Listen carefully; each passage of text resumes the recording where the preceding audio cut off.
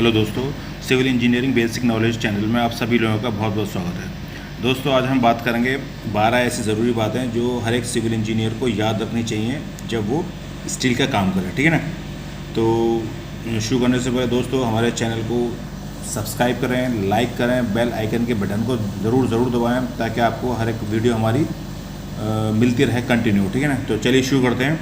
देखिए, concrete cover in structure member, किस किस स्ट्रक्चर मेंबर में कितना कवर रखना चाहिए वो इसमें बताएंगे हम। ठीक है। देखिए, फुटिंग में 75 mm कवर होना चाहिए, पाइल में भी 75 mm कवर होना चाहिए, राफ्ट में 50 mm कवर होना चाहिए।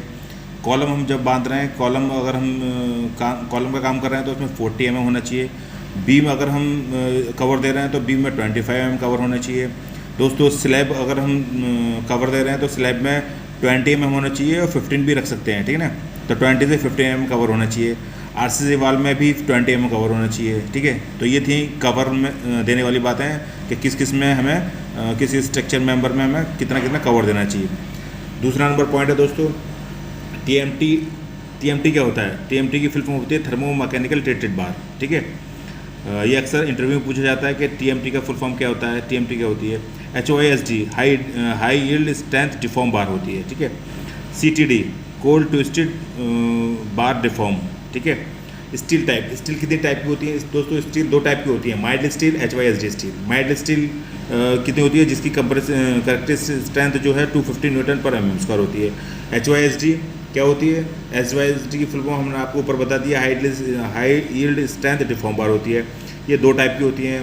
FE 415 जिसकी करेक्टरिस्टिक स्ट्रेंथ जो होती है वो 450 न्यूटन पर mm स्क्वायर होती है।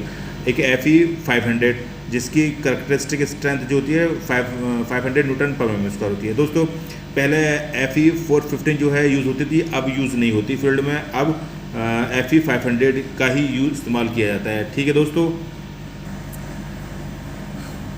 6 number point 8 kg binding wire used in 1 ton reinforcement. अगर हम 1 टन सरिया बांध रहे हैं साइड पर तो उसमें 8 kg, कम से कम 8 kg उसमें बाइंडिंग वायर का इस्तेमाल होता है। ठीक है। अगर हम साइड पे चेयर बांध रहे हैं तो चेयर का बार होता है उसका डाया 12 mm डाया होना चाहिए उसका। ठीक है ना। 12 mm से कम नहीं होना चाहिए वरना वो बैंड हो जाती है बीच में से।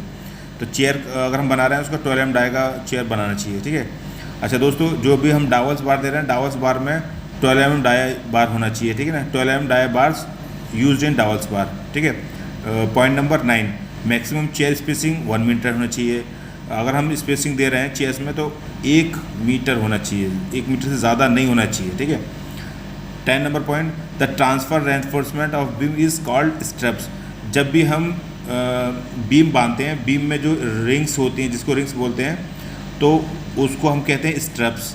वही स्ट्रैप्स अगर हम कॉलम में बांध रहे हैं तो उनको हम टाइज कहते हैं। ठीक है दोस्तों।